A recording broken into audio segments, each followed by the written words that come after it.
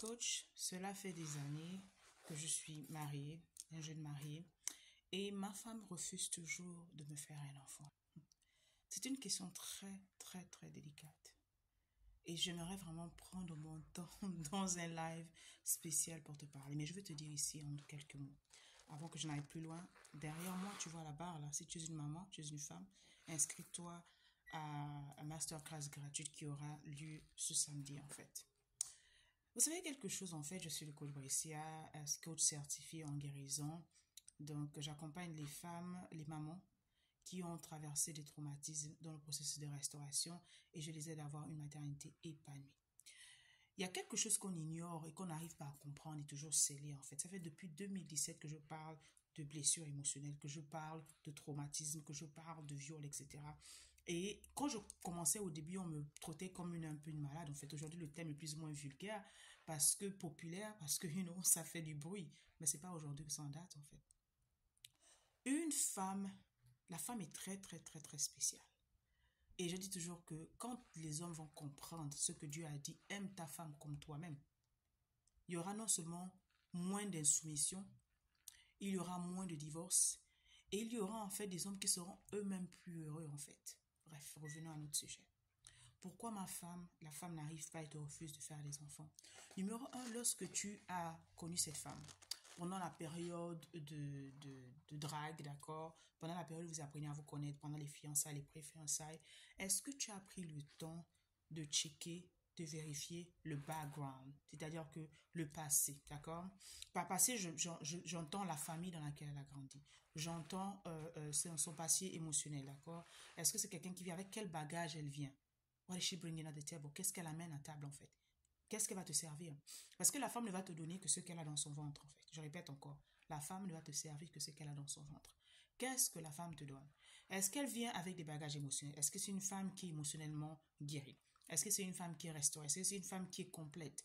Est-ce que c'est une femme en fait qui a traversé des blessures? Est-ce que c'est une femme qui a été abusée sexuellement? Est-ce que c'est une femme qui a été abusée physiquement? Est-ce que c'est une femme qui a vécu le rejet? Est-ce que c'est une femme qui a grandi dans une famille monoparentale? Est-ce que c'est une femme qui a subi également l'absence du père, qui est une grosse blessure qui mine de plus en plus nos sociétés? Si tu avais pris le temps de t'asseoir avec cette femme-là, avoir les conversations normales, parce que nous, on dépense l'argent, on dit les dots, c'est pas mauvais, hein, c'est très important, j'honore ma culture, etc. Mais il y a des b.a.-ba sur lesquels on saute, même lorsque vous êtes chrétien. Cela n'ignore pas et cela n'efface pas en fait vos bagages émotionnels. Je suis désolée. L'âme, d'accord, pas des blessures de l'âme, l'âme encaisse tout ça en fait. Et quand je parle beaucoup de guérir dans l'âme, guérir son âme, avoir une âme saine, c'est de ça dont je parle en fait. Parce que tout ce que tu as subi comme problème, émotions, etc., sont stockés dans ton âme. Alors que la parole voudrait qu'on soit en bonne santé et qu'on prospère comme l'état de notre âme. La prospérité dont on parle, c'est pas seulement la prospérité financière. C'est-à-dire que tu dois avoir une santé divine, tu dois être en bonne santé. Tu dois prospérer dans ta maison, dans ton ménage, tu dois avoir un mariage glorieux, un mariage divin, un mariage qui prospère, qui se multiplie, d'accord? Et l'une des autres dépendances qui n'est pas la première, ce sont les enfants. Mais quand tu vois la femme que tu as épousée, qui te dit en fait qu'il y a du mal, à chaque fois que tu parles des enfants, tu regardes l'expression de son visage, elle est genre crispée. Bébé, j'ai envie de faire, je veux un enfant. Elle est genre, elle te dit attends, ou elle ne répond pas. Tu regardes l'expression faciale, elle devient glacée. Au lieu de t'énerver, parce que la culture va te dire, ah, va voir dehors, va faire l'enfant avec une maîtresse, va faire, c'est pas normal que ta femme te refuse, etc. Il faut, au lieu d'aller courir dehors, ferme toutes les portes. Assieds-toi dans ta maison, pas ailleurs. Ne parle pas avec ton ami, ne parle pas avec ta mère, ne parle pas avec ton père ou tes amis. Pose les questions profondes à ta femme. Comme ça. Mon amour, j'ai remarqué que depuis certains temps, en fait, que à chaque fois qu'on a cette conversation des enfants, ben, j'ai l'impression que ça te stresse, j'ai l'impression que je t'énerve même, j'ai l'impression que tu as peur, en fait. Qu'est-ce qui se passe? Y a-t-il quelque chose que je ne savais pas avant qu'on se marie? Y a-t-il quelque chose que tu me caches ou y a-t-il quelque chose que je dois savoir? Quelle est la raison profonde, en fait, pour laquelle tu hésites tant de me faire un enfant? Tu t'arrêtes un moment, tu la regardes, tu attends qu'elle te réponde. Et il faut apprendre à écouter avec empathie. Généralement, certains n'apprennent pas à écouter avec empathie. Ils se pressent avec l'âge. Oh, j'ai un poste budgétaire, etc. La famille m'accule, etc., etc. Et ils ne comprennent pas le stress sous lequel certaines femmes peuvent être. Si tu as pris le temps de l'aimer là, si vraiment tu as fait en sorte qu'elle rentre en ta confiance, c'est-à-dire qu'une femme ne se confie pas à n'importe qui, n'importe comment. Si elle se sent en sécurité, elle va se confier. Si elle se sent aimée, elle va se confier. Si elle se sent en paix avec toi, elle va se confier. Si elle sent également que tu ne vas pas trahir son secret, si elle a un secret profond, elle sera facilement attachée à toi. D'accord? Comment tu peux le savoir? Comment tu fais tout ça? Si tu ne le sais pas, va prendre le cours 12 clés comment avoir le cœur de sa reine. Je donne tous les secrets dedans. Tu dois pouvoir au cours de cette conversation regarder d'abord son body language, c'est-à-dire que son langage corporel. Tu dois être capable également de regarder en fait le langage silencieux, d'accord? Le langage non verbal. Quelle est son expression faciale?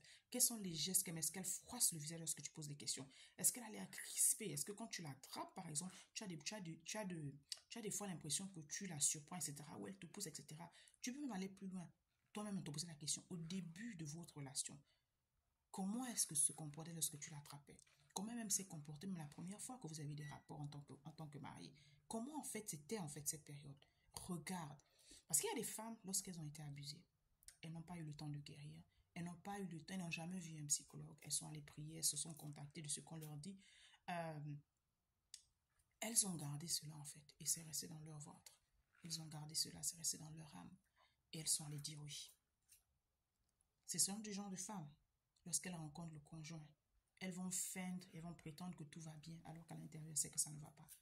Et tu vas t'étonner pourquoi, lors de l'acte, elle pleure. Elle a terminé, tout s'est bien passé, mais elle pleure, elle n'est pas bien à l'intérieur d'elle. Mais toi, comme tu es satisfait, tu es content, tu es juste, avec tout le respect, tu ne prends pas le temps de regarder en fait. Rappelle-toi ce jour, est-ce qu'elle était heureuse? Est-ce qu'elle était contente? Est-ce qu'elle était consentante en corps et âme et esprit? Ça, c'est un autre débat. Tu vas comprendre, tu devrais comprendre dès là qu'il y a quelque chose qui se passe. Parce que la femme, quand elle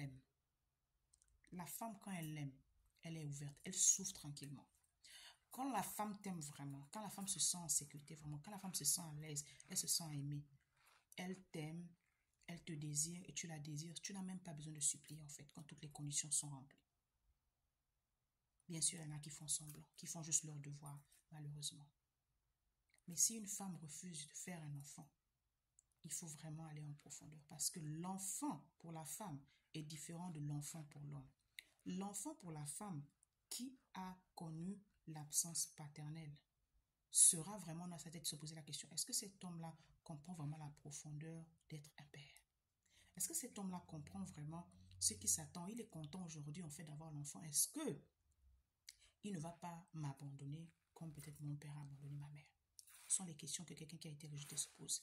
Est-ce que il sera vraiment présent? Parce qu'aujourd'hui, les gens se disent que, ah non, l'enfant, on le fait, on fait juste l'enfant, je vais juste travailler, etc. La femme s'occupe de l'enfant. Non. Est-ce qu'il sera présent? L'enfant a besoin de la présence du père et de la mère pour s'épanouir. Numéro 3, elle va se demander, est-ce que vraiment il comprend le commitment vraiment? Est-ce qu'il sait vraiment ce que ça veut dire être un père? Parce qu'elle a grandi sans avoir vu son père. Toutes ces différentes questions, quand une femme a été rejetée, quand une femme a eu l'absence du père, quand une femme a été violée, abusée sexuellement, elle aura une réticence, en fait, un caractère réfractaire pour dire ou non si elle veut aller et te faire l'enfant. Cela ne veut pas dire qu'elle t'aime, qu'elle ne t'aime pas.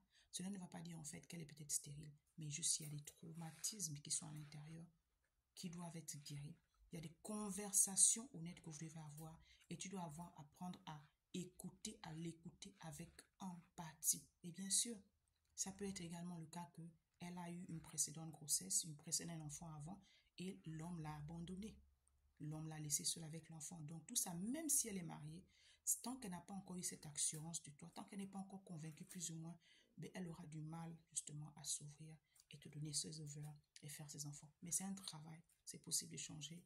Venez en coaching si c'est votre cas. Venez en fait chercher les solutions. On peut vous aider, on peut vous orienter en fait, surtout si elle a subi des abus. Ok? Allez, j'espère que ça va aider beaucoup. Avec amour.